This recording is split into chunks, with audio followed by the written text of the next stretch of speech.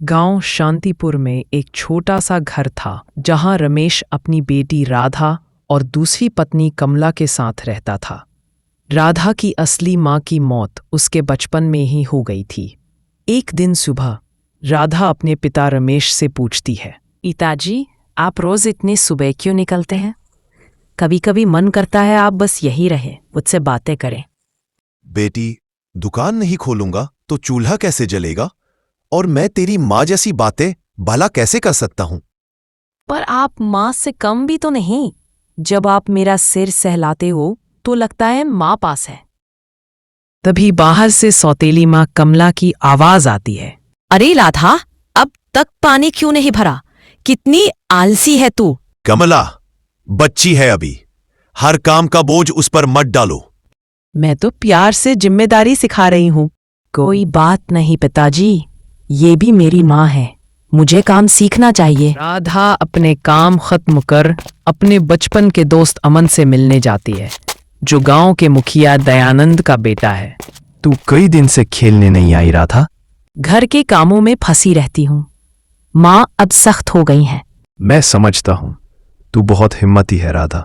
राधा मुस्कुराती है, लेकिन अपने मन का दर्द छुपा लेती है। ऐसे ही कुछ साल बीत जाते हैं। राधा अब बड़ी हो गई थी, बहुत सुंदर, सुशील और समझदार भी। वहीं अमन भी अब जवान हो चुका था और अपने पिता ठाकुर दयानंद के कारोबार में लग गया था।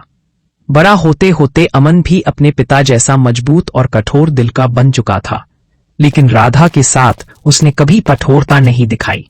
राधा उसकी बचपन की दोस्त थी और वह मन ही मन उससे प्रेम करने भी लगा था। एक दिन अमन अपनी माँ से कहता है, माँ, आज राधा से मिलने जाऊंगा, आप बाबूजी से बोल देना, बहुत दिन हो गया उससे मिला ही नहीं। फिर वही लड़की? अमन बेटा, हम जमींदार हैं, हमारा उठना बैठना हमारी हैसियत से होता है। वो लड़की हमारे बराबर नहीं है, तू ये बात क्यों भूल जाता है? मुझे पता है माँ, लेकिन राधा ही तो है जो मेरी बचपन की दोस्त है। वही तो है जो मुझे आप लोगों के अलावा सबसे बेहतर समझती है। वो सच्ची है, सीधी है, गरीब जरूर है, लेकिन दिल की बहुत अच्छी है। अभी वहां ठाकुर दयानंद भी आ जाते हैं और कहते हैं, अमन, तुम्हारी माँ सही कह रही है। इस उम्र में तुम्हें समझना चाहिए कि भावनाओं से जिंदगी नहीं चलती। समाज देखता है नाम, खानदान, जात। दोस्ती की बात अलग थी बचपन में, लेकिन अब मिलना छोड़ दो उससे। ठीक है बाबूजी, आप जैसा कहें मैं वैसा ही करूंगा। लेकिन कुछ देर बाद वह चुपके से राधा से मिलने जाता है, वहीं जहां वे बचपन में मिला करते थे। तू अभी आया है? इतना इंतजार करवाया तूने? पता है आजकल तो मेरी सौतेली माँ बहुत सख्त हो गई है, घर से आने ही नहीं देती। बहुत मुश्किल से काम खत्म करके तुझसे चोरी छुपे मिलने आई हूँ। वाह, काफी सासी हो गई है तू। ऐसा लग रहा है कि वो छोटी सी भोली राधा जैसे कहीं गायब हो गई है। हाँ, मजाक उड़ा ले। तुझे मजाक उड़ाने के सिवा कुछ आता भी है? क्यों नहीं आएगा?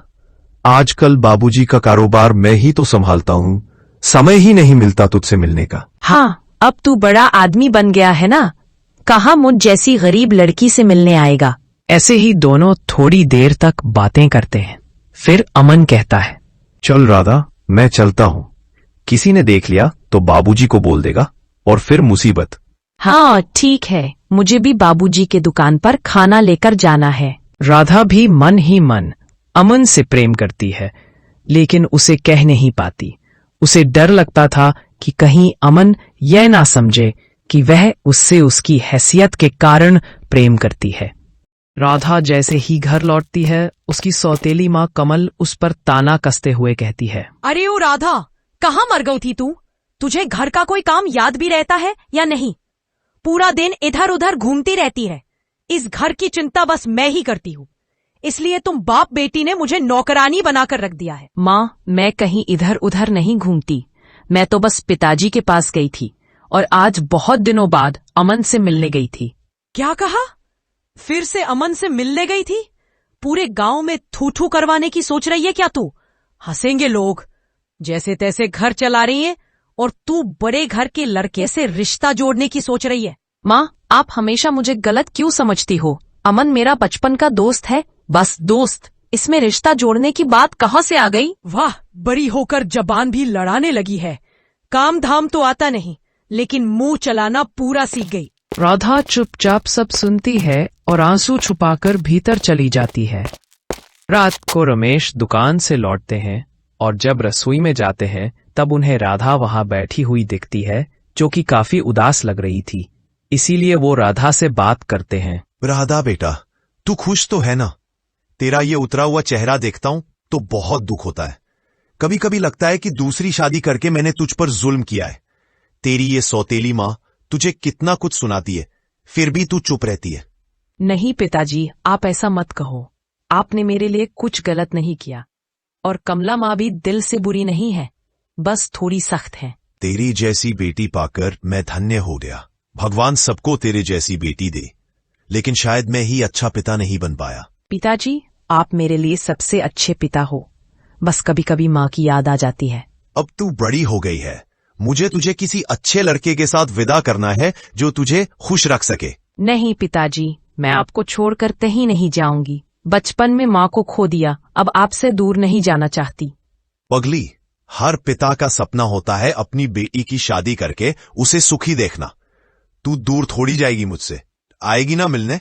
बात बेटी की यह भावुक बातचीत रसोई की दीवारों में दर्ज हो जाती है। सुबह जब राधा घर का सारा काम जल्दी जल्दी निपटा रही होती है और रमेश दुकान चला जाता है, तभी कमला राधा के पास आती है और ताना मारती है। कल रात तुम दोनों बाप बेटी क्या मेरे खिलाफ बात कर रहे थे ना? मुझे सब पता है। तुम लोग मुझे इस घर का दुश्मन समझते हो। मैंने तो कभी तुझे पराया नहीं समझा, लेकिन तू। माँ, आप हमेशा मुझे ही गलत क्यों समझती हैं? आप ही मुझे माँ की जगह दी गई थी, लेकिन आपने कभी अपनाया नहीं और मैंने आपको हमेशा माँ समझा। कमला कुछ क्षणों के लिए स्तब्ध रह जाती है, मानो राधा की बातों ने उसके दिल को छू लिया हो, लेकिन वह अपनी भावनाएं छुपाकर वहां से चली जाती है। थोड़ी देर बाद राधा अपने पिता के लिए दोपहर का खाना लेकर दुकान पहुंचती है।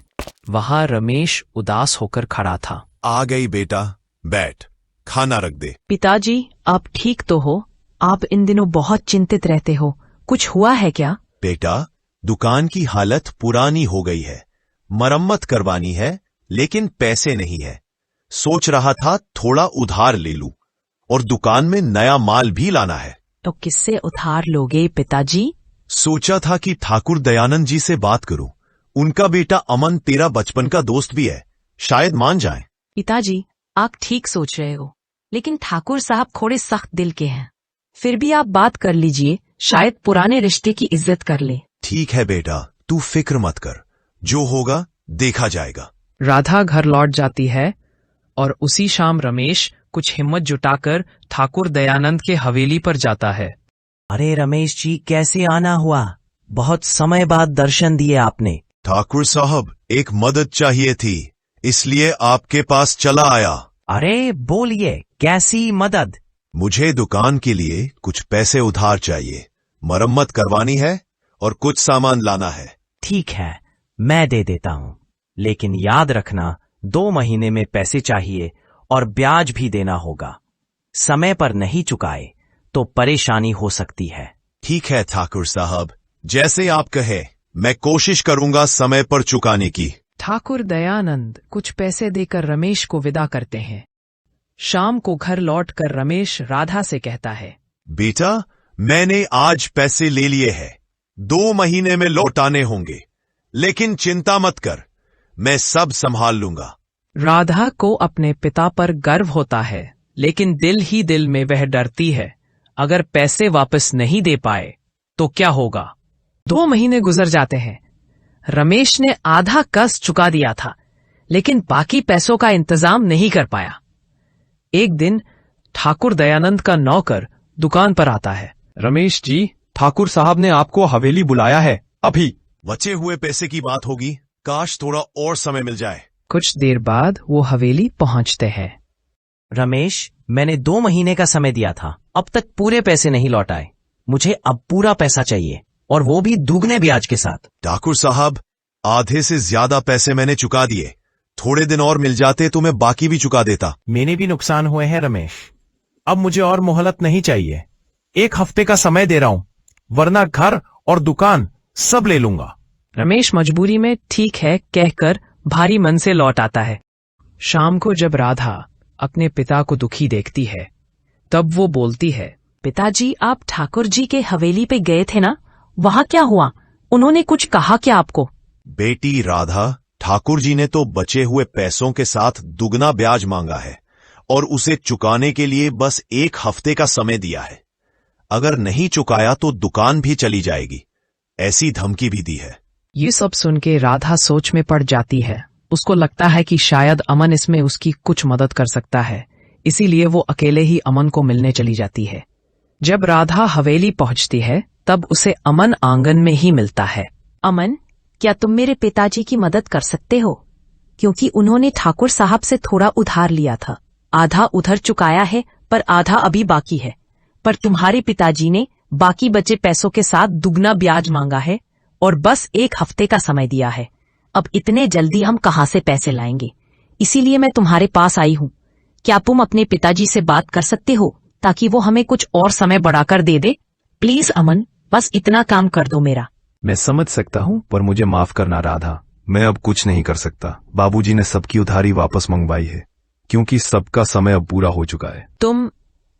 तुम ही तो कहते थे कि मैं तुम्हारी सबसे खास दोस्त हूँ, तुम्हारे लिए कुछ भी कर सकता हूँ। तो अब क्या हुआ? हाँ, मुझे अब समझ आया। अब तुम बड़े हो गए हो, इसीलिए दोस्तों से ज्यादा आज तुम्हें सिर्फ पैसे दिख रहे हैं। मुझे तुमसे ये उम्मीद नहीं थी। राधा गुस्सा हो जाती है और बिना कुछ कहे वापस लौट जाती है और अमन ये सब सुन के सोच में पड़ जाता है। रात को घर में सन्नाटा होता है। रमेश अकेला ही उदास होकर बैठा था, तभी कमल पहली बार अपनी चूड़ियों और गहनों को लेकर आती है और रमेश के सामने रखकर कहती है, मुझे पता है आप पैसों को लेकर चिंतित हो, इसीलिए मैं अपने कुछ गहने और चूड़ियां लेकर आई हूँ। ये ले लीजिए, बेच दीजिए, इससे थोड़ा कर्ज चुकाइए। माना कि मैं थोड़ी सख्त हूँ और हर वक्त गुस्सा करती हूँ, लेकिन अब इस घर की इज्जत बचाने का वक्त है। रमेश उसे मना करता है। तभी राधा अपने कमरे से पैसे लाकर देती है। ये वही पैसे है जो रमेश ने उसकी शादी के लिए बचाकर रखे थे। पिताजी, ये ले लीजिए, अब मुझे शादी नहीं करनी। आप ये पैसे ले जाइए और ठाकुर जी का कर्ज चुकाइए। कमल राधा की यह बात सुनकर फूट फूट कर रोती है और कहती है, मुझे माफ कर दे बेटी, तूने हमेशा हमको अपना परिवार माना और मैंने तुझे कभी अपनाया नहीं। हर वक्त तुम्हें डांटती रही, चिल्लाती रही, न जाने क्या क्या बोल दिया, लेकिन आज तूने साबित कर दिया कि तू इस घर की असली बेटी है। इसीलिए मुझे तुझ पे नाज है। हो सके तो मुझे माफ करना, आगे से मैं तुम्हारे साथ अच्छा बर्ताव करूंगी। राधा उसे गले लगा लेती है और कहती है, अब कोई शिकवा नहीं माँ, अब बस आप हमेशा मेरी माँ रहिएगा। अगली सुबह रमेश राधा के दिए हुए पैसे लेकर ठाकुर दयानंद के हवेली पहुंचते हैं। ठाकुर साहब, ये लीजिए आपकी उधारी का बाकी पैसा, ब्याज समेत दे रहा हूँ। अरे वाह रमेश, तुमने तो मुझे हैरान कर दिया। इतने जल्दी इंतजाम कर लिया, वो भी ब्याज के साथ। हम गरीब लोग चाहे कुछ ना हो साहब, लेकिन वादा जरूर निभाते हैं। ठीक है, अब कर्ज चुक गया, लेकिन याद रखना रमेश, अगली बार किसी बड़े आदमी से उधार मांगने से पहले अपनी औकात जरूर देख लेना। रमेश ये सुनकर कुछ नहीं बोलते और सिर झुकाकर वहां से निकल जाते हैं। घर लौटकर रमेश सबको बताता है कि कर्ज उतर गया। ये सुनकर कमल और राधा थोड़ा सुकून महसूस करते हैं, लेकिन राधा की आंखों में अभी भी नमी थी। उसके अंदर कहीं ना कहीं अमन की बेरुखी चुभ रही थी और अपने आप से कहती है, जिस इंसान को मैंने बचपन से समझा वो आज मुझे मेरी औकात बता गया। क्या पैसे के आगे रिश्ता इतना छोटा हो जाता है? उस रात राधा अकेले आंगन में बैठी होती है। तभी कमल उसके पास आती है और धीरे से उसे कहती है, बेटी, आज मुझे लग रहा है कि मैंने तुझे कभी समझा ही नहीं। तू तो हकीकत में बहुत अच्छी बेटी है। मैंने हर वक्त तुम पे गुस्सा किया, इस बात का मुझे अफसोस है। माँ, मैं आपसे कुछ नहीं चाहती, बस आप मुझे मेरी माँ की तरह स्वीकार कर लीजिए, यही काफी है। इधर हवेली में अमन भी बेचैन था। उसके कानों में राधा की कही हुई बातें गूंज रही थीं। तभी वो खुद से सवाल करता है, क्या मैंने सही किया? क्या मुझे वाकई राधा की मदद करनी चाहिए थी? पर बाबूजी के सामने कैसे करता? मुझे तो कुछ भी समझ नहीं आ रहा। अमन को पहली बार अपने फैसले पर अफसोस हो रहा था, लेकिन अब बहुत देर हो चुकी थी। इधर गांव वालों को जब पता चलता है कि राधा ने अपनी शादी के लिए रखे पैसे पिता की उधारी चुकाने में दे दिए, तो गांव भर में उसकी तारीफ होने लगती है। लेकिन यही बात सुनकर ठाकुर दयानंद की सोच और सख्त हो जाती है। वो बहुत गुस्सा हो जाते हैं और खुद से कहते हैं, अगर यही लड़की मेरे बेटे के साथ जुड़ी रही तो लोग मुझे ताने मारेंगे और ये बात मुझे सहन नहीं होगा। नहीं, अब ये रिश्ता मैं पूरी तरह से खत्म कर दूंगा, चाहे मुझे कुछ भी करना पड़े। ठाकुर दयानंद अब पूरी तरह से राधा और उसके परिवार से पीछा छुड़ाना चाहता है। इसीलिए वो अपने मुखबिर को बुलाकर कहता है, अब बहुत हुआ। उस रमेश की बेटी गांव की नजरों में देवी बनती जा रही है। मैं नहीं चाहता कि कोई गरीब लड़की मेरे खानदान की इज्जत से जुड़ी रहे। इसीलिए कल सुबह से ही उनके खेत पर कब्जा कर लो और रमेश को कह देना ये ठाकुर की आखिरी चेतावनी है। सुबह होते ही ठाकुर के आदमी रमेश के खेत पर ट्रैक्टर लेकर पहुंचते हैं। ये सुनो रे, ठाकुर साहब का आदेश है, अब ये खेत उनके नाम है, इसीलिए हम यहाँ कब्जा करने आए हैं। तो अब तुझ जैसे कर्जदार का यहाँ कोई हक नहीं। चलो निकल जाओ यहाँ से। लेकिन हमने तो सारा कर्ज चुका दिया था, फिर अब ये सब किस लिए? ये अन्याय हो रहा है हमारे साथ। अभी वहां राधा भी पहुंच जाती है। ये जमीन मेरे पापा की मेहनत की है। ठाकुर साहब को क्या लगता है वो कुछ भी करेंगे और हम चुप बैठेंगे? ये सब गलत है, मैं ऐसा होने नहीं दूंगी। ये लड़की ज्यादा जबान चलाई तो शहर ले जाकर बेच देंगे, समझी? मौत मंजूर है, लेकिन अपने आत्मसम्मान को बिकने नहीं दूंगी। इस बीच हवेली में अमन को जब ये सब पता चलता है तो वो खुद को रोक नहीं पाता और अपने पिताजी के पास जाता है और कहता है, आबूजी ये क्या कर रहे हैं? उन्होंने तो सारा कर्ज चुका दिया है, फिर भी आप उनकी जमीन क्यों छीन रहे हो? ये तो सरासर अन्याय है। अरे अमन, तुझे हो क्या गया है? तू जुबान चला रहा है या बगावत करने की सोच रहा है? अगर बगावत करने से किसी की मदद हो रही हो तो हाँ, मैं बगावत कर रहा हूं। अगर तू मेरी बात नहीं मानेगा तो जा, आज से तू मेरा बेटा नहीं, निकल जा मेरी हवेली से। ये सब सुन के अमन गुस्से में वहां से दौड़ के निकल जाता है। रात होते होते अमन सीधा राधा के घर पहुंचता है। उसे देखकर राधा चौंक जाती है और कहती है, तुम यहाँ अब क्यों आए हो अमन? जब मुझे तुम्हारी जरूरत थी तब तो तुमने मना कर दिया। माफी मांगने और सच बोलने मैंने तुम्हारे सामने हार मान ली राधा। आज मैं सिर्फ एक इंसान बनकर आया हूं जो तुमसे सच्चा प्यार करता है। प्यार जताना आसान है अमन, निभाना मुश्किल। क्या तुम बिना अपने बापूजी के नाम और विरासत के मेरे साथ चल सकोगे? अगर तुम साथ हो तो मुझे और कुछ नहीं चाहिए। हाँ, मैं तुम्हारा साथ दूंगा, अब चाहे जो हो जाए। अमल और रमेश दूर से ये सब देख रहे होते हैं। दोनों की आंखों में आंसू होते हैं, लेकिन ये खुशी के आंसू थे।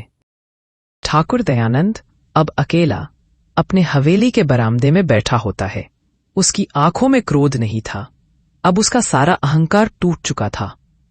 तभी उसका एक सेवक वह आता है और कहता है, ठाकुर साहब, अमन बाबू ने शहर के वकीलों से मिलकर जमीन के कागज कानूनी तौर पर अपने नाम करवा लिए हैं और फिर राधा के पिता रमेश जी के नाम ट्रांसफर करवा दिए हैं। उसने वाकई मेरा खून साबित किया, पर अब वो मेरा नहीं रहा। सब मेरी गलती है, मैंने ही घमंड में आकर सब बर्बाद कर दिया, पर अब वो खुश है, इसीलिए मैं भी खुश हूं। इधर राधा के घर में अब सभी खुश थे। अमन और राधा अब एक साथ मिलके काम करते हैं और इस कहानी से हमें ये सीख मिलती है कि अपने आत्मसम्मान को कभी कम नहीं समझना चाहिए।